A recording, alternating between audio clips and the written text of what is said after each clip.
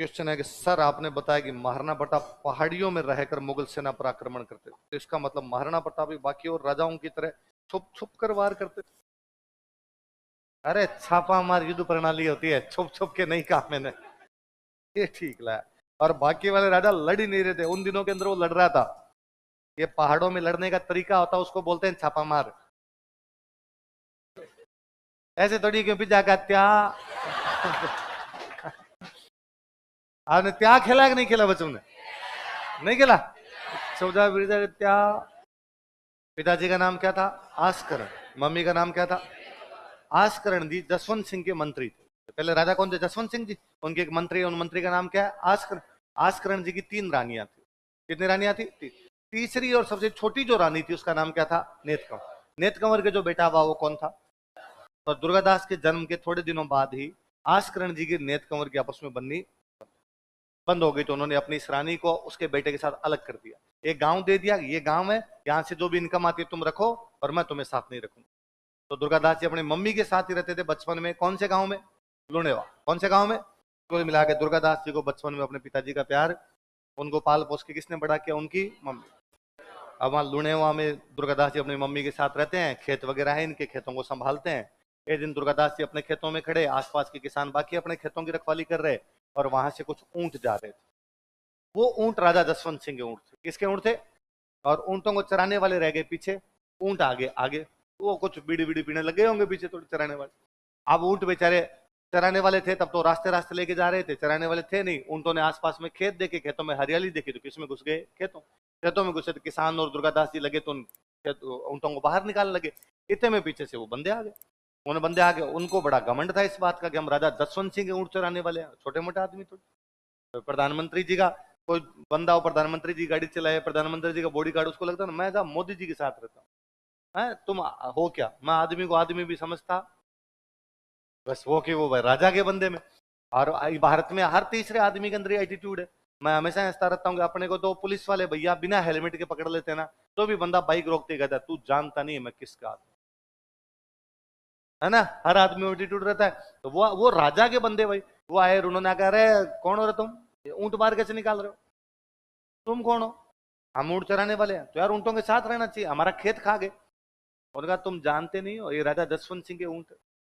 दुर्गादास जी ने कहा कि भले ही किसी के होंगे लेकिन ये खेत हमारा है, ये जसवंत सिंह का नहीं है। और हमारे खेत में यदि घुसेंगे ना ऊंट तो हम इसी प्रकार बाहर निकालेंगे।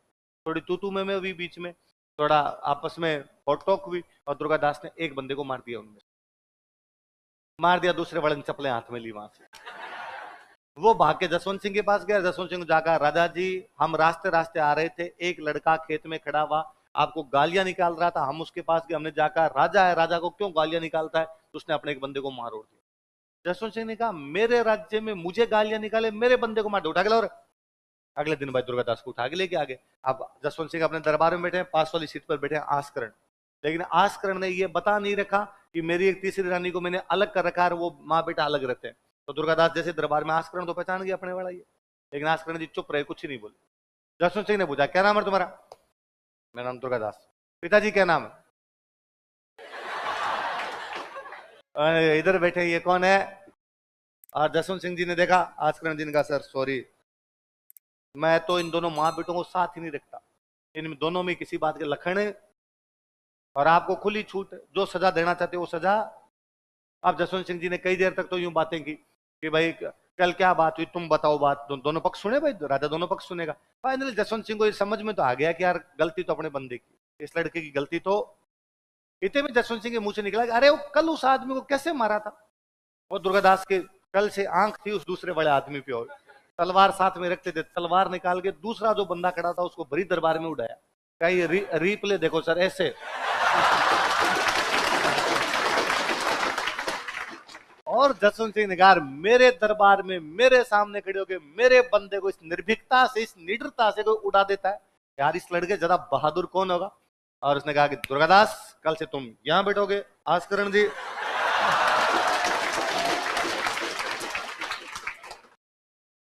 उस लड़के ने, कहते हैं धर्मत के युद्ध में दुर्गादास जी लड़ने के लिए गए थे जसवंत सिंह के साथ में। तो धर्मत के युद्ध में जसवंत सिंह ने देखा कि अचानक कोई एक लड़का उधर बड़े बहादुर से लड़ रहा है।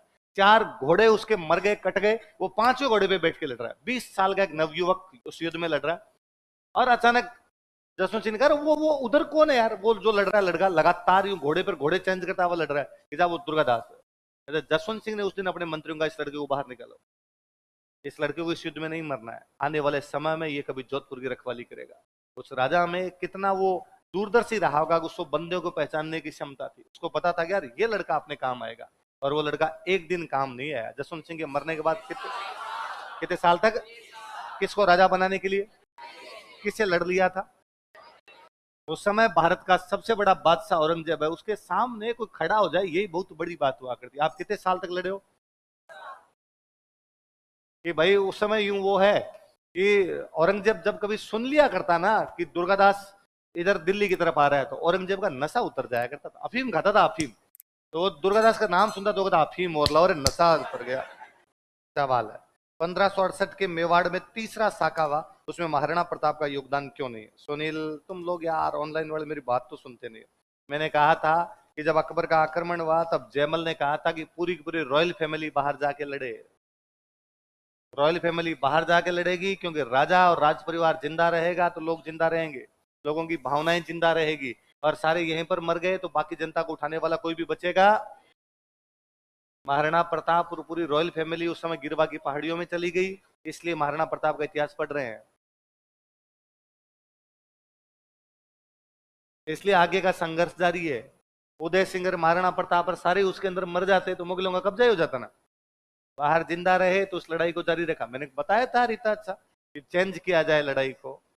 राजस्थान के राजा मुगल राजकुमारियों से शादी क्यों नहीं करते थे? अरे कोई व्यायाम बड़ा पड़ा यार, मुगल अपनी राजकुमारियों की शादी नहीं करते, मुगलों की सारी राजकुमारियां कुंवारी मरती थी, क्या करते थे ना, किसी से नहीं, कुंवारी रहती थी वो सारी।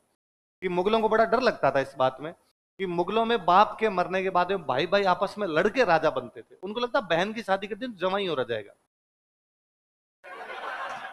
है ना, इसलिए की नहीं। मुगल राजकुमारी सारी ये जबू निशान जहां आरान बेचारी ऐसे ही मरमुरा गई थी, या भी हुए नहीं थे इनके किसी के। एक तो औरंगजेब की बहन थी रोशन आरा, उसके बारे में औरंगजेब को कोई उसके अफेयर का पता चल गया था औरंगजेब को, तो औरंगजेब जिस बंदे से किसी अफेयर था औरंगजेब ने उसको बुलवाया, बर्फ की सिल्ली पे उल्टा लिटा लिटा के मारा था उसको बहुत बुरी तरीके से, और अपनी बहन को जहर दे के मार दिया था औरंगजेब। और नहीं नहीं ये नहीं, सब शांति एकदम लिखा। फिर दुर्गादास जी यहाँ से कहाँ चले गए थे? मेवाड़। 32 साल बाद जब यहाँ से देश निकाला मिला तो कहाँ चले गए? मेवाड़। मेवाड़ में उनको जागीर मिली थी विजयपुर की। कौन सी जागीर मिली? राजा हुआ करते थे अमर सिंह सेकंड। 1708 में जब गए तो राजा कौन है? अमर सिंह। तो उन्होंने कौन सी जागीर दे दी थी? विजयपुर। तो कई दिन तो ये विजयपुर वाली जागीर संभाली थी, फिर इनको मालवा भेज दिया था। मालवा में तब रामपुरा इनके पास में था। वर्षा ऋतु समाप्त होने के बाद पढ़ते हैं तो बाद में इनको रामपुरा का हाकिम बना दिया गया। कहाँ का हाकिम बना दिया गया? देखो मैंने कल 2 चीजें बताई थी, एक तो थी जागीरें, एक होते परगने। एक होती जागीर, क्या होती? परगने। जागीर मिलती तब तो बोलते सामंत, क्या बोलते? परगने मिलते तब बोलते हाकिम, क्या बोलते? तो मुझे याद है एक बार किसी एग्जाम का क्वेश्चन है कि दुर्गादास जी को मेवाड़ में किस पद पर रखा गया था? हाकिम। क्या बनाया गया था? जागीर तो थोड़े दिन रही थी, बाद में क्या बना दिया गया था? हाकिम। मैं एक एक समझाता हूँ। तो पहले क्या लिखी हुई है?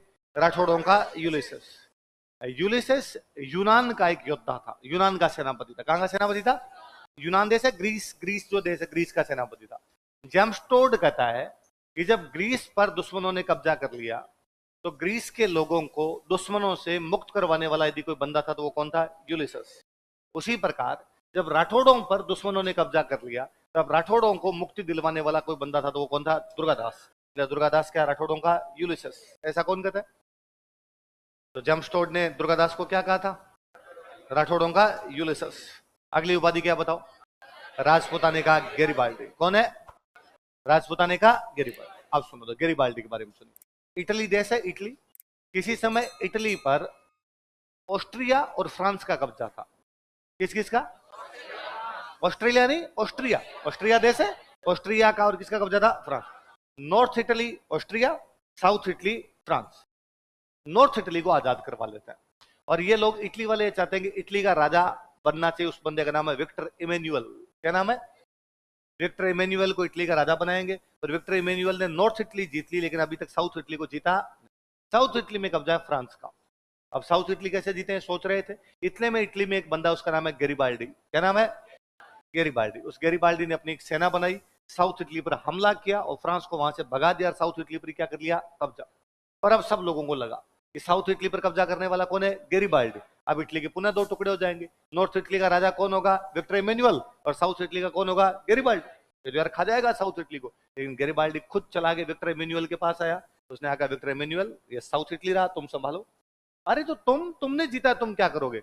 उसने एक थैला दिखाया कि इसमें कुछ बीज है, खेती करूंगा जाके। गैरिबाल्डी चुपचाप अपने बीज लेके चला गया किसी टापू पर, जाके क्या करने लग गया? जिस आदमी ने इटली जीती वो आदमी चुपचाप इटली छोड़ के चला गया कहीं पर, क्या करने लग गया? खेती। जिस आदमी ने मारवाड़ जीता वो आदमी चुपचाप मारवाड़ छोड़ के मेवाड़ चला गया, वहां पे नौकरी कर ली राजपुताने का। भाई बात समझे? जितना निस्वार्थ आदमी इटली में कौन हुआ था? गैरिबाल्डी। उतना निस्वार्थ आदमी राजस्थान में कोई हुआ तो कौन हुआ? दुर्गादास। यही है। मैं तो हमेशा जब भी बाहुबली मूवी देखता हूँ उसमें कटप्पा को देखता हूँ तो मुझे लगता है कि दुर्गादास जी ऐसे रहे होंगे। यार कटप्पा केवल उतना ही करता जितना राजा कह रहा है, उसमें इधर से उधर कुछ भी नहीं है। जो राजा ने ऑर्डर दिया उसको फॉलो किया जाएगा। स्वामी भक्ति। तो आज भी जब भी स्वामी भक्ति का नाम आता है, हमारे सामने दो ही नाम है, पन्ना धाय और दुर्गादास राठौर। तीसरा नाम चेतक है, मिनख नहीं है, घोड़ा है। मिनखों में तो नाम किसके लिए जाते हैं? या तो एक महिला ने अपने बेटे को कटवा दिया अपने राजा को बचाने के लिए, एक बंदे ने 30 साल तक अपने परिवार की परवाह नहीं की, केवल अजीत सिंह को राजा बना, है ना। तो आपको मैं अभी नोटिस करता हूँ कई बार कि यार दुर्गादास जी राजा नहीं थे, ना किसी राजा के बेटे थे, ना कोई राजा के भतीजे थे, एक सामान्य व्यक्ति थे। ठीक है, उनके पिताजी थोड़े बड़ी पोस्ट पर पहुंच गए थे, वो तो बड़ी पोस्ट पर भी नहीं थे, पिताजी का प्यार भी उनको बचपन में मिला। उसके बावजूद मारवाड़ के जितने राजा हुए उनको लोग नहीं जानते, दुर्गादास को जानते। कि आप मालदेव को तब जानोगे जब हिस्ट्री पढ़ोगे। अब आपने हिस्ट्री पढ़ ली तो आपको नहीं सर मालदेव 52 युद्ध और 58 परगने जीत लिए थे, गिरी सुमेल का युद्ध हुआ, ये वो चार बातें जानते हैं। पर कोई आम आदमी जिसका हिस्ट्री से लेना देना नहीं, क्या मालदेव को जानता है? क्या वो जानता है कि चुंडा ने मंडोर को राजधानी बना लिया था? नहीं जानता, उसका कोई लेना देना नहीं है। और दुर्गादास को फिर भी जानता है। एक आम आदमी मेहनत करके किस प्रकार सफल हो सकता है, उसका एक बेहतरीन एग्जाम्पल कौन है? पर उसके फिर वो जीवन में दिखता है दुर्गादास जी के कि स्वामी भक्ति या कूट कूट के भरी हुई, अपने स्वामी को बचाना है, इसके लिए भले ही अपनी जान बाजी पर लगानी पड़ जाए, कोई दिक्कत नहीं है।